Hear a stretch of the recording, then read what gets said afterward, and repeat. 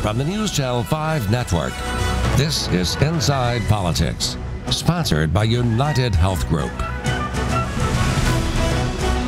Hello, everyone. I'm NewsChannel 5's political analyst, Pat Nolan. Welcome to Inside Politics.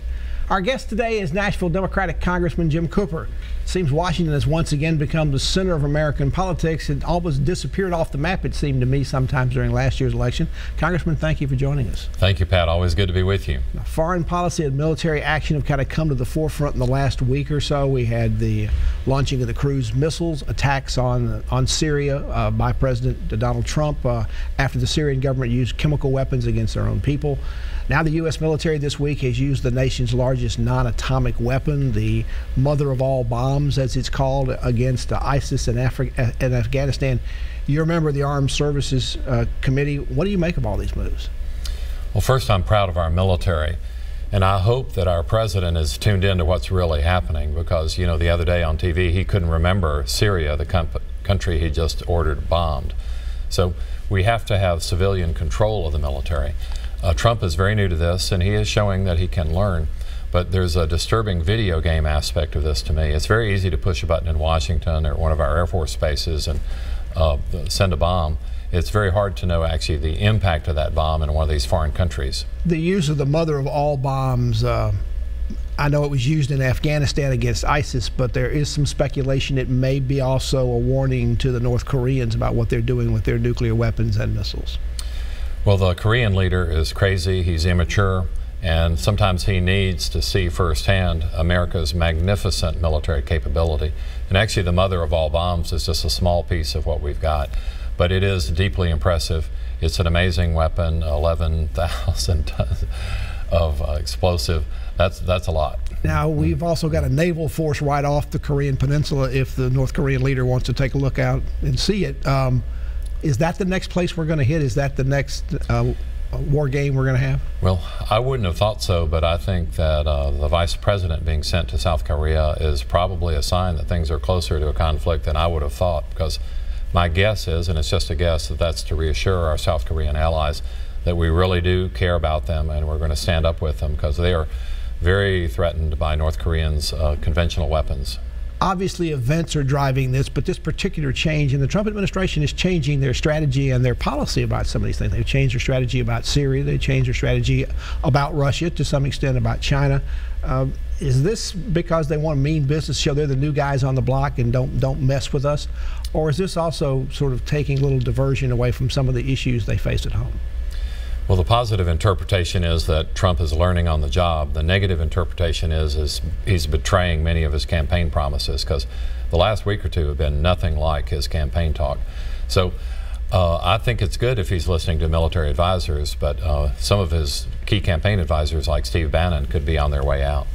The use of military force like this used to be something in the Constitution that Congress had to authorize. It was considered an act of war. Should we just take that out of the Constitution? It doesn't seem to be something that is never used by any president anymore. Well, as usual, Pat, you're exactly right. We really haven't declared a formal war since World War II. That means Korea, Vietnam, other huge wars were not officially wars. In today's age, when instantaneous communication and push-button bombing can happen, the old laws seem increasingly out of date, so we need to update those so that we still have civilian and popular control of our military. But should the president now come to Congress when you come back into session to sort of explain what his policy is? Is there a Trump policy? What the strategy is for the things, whether he does that in a nationally televised address or in some classified briefings before the various committees? Because right now most congressmen are getting all their news about these things overseas from the news media. You're exactly right. The War Powers Act of 1973 would indicate that he would have to come to Congress within 60 days to tell us what in fact had happened, so that we could get the after-action reports, and that's what really matters. What you see on TV may or may not be significant. We need to know the actual military impact of each of these strikes. So I hope the president will do that. I'm certain that his aides will be doing that. But going to war and committing American troops is a very grave responsibility. President Trump said he made the attack in Syria because Syria had crossed, he said, many lines in the attack they made against their people with chemical weapons. President Obama talked about crossing a red line when he was in president, but he never did anything about the use by and then no attacks anyway. No, Is that a sign that Donald Trump perhaps is a stronger leader, more willing to act militarily than President Obama was? Well, President Obama did put in special forces troops. Now, those are secret and not heralded. It's not a TV campaign the way Trump seems to have preferred.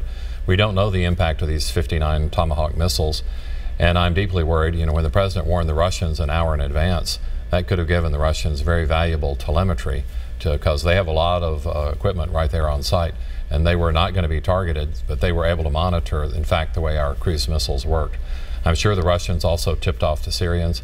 So it's almost an attack without effect if you have tipped off the enemy before you fire.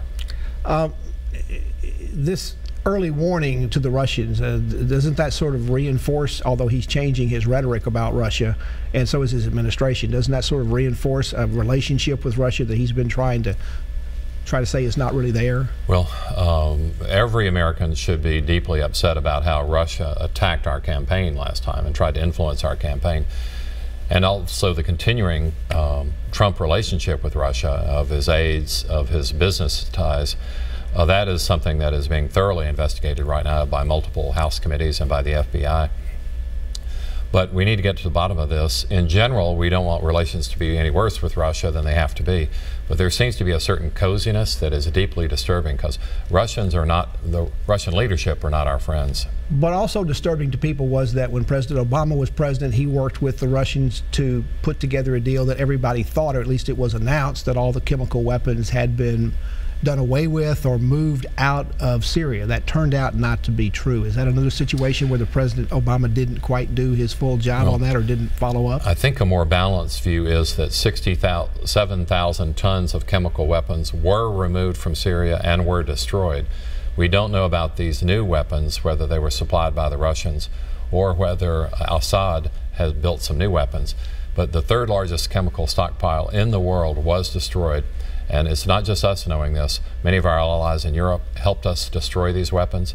So that's verifiable that those weapons were taken off the table, but not all of them were eliminated. Congressman Jim Cooper is our guest. We'll continue our conversation with him after he watches these messages.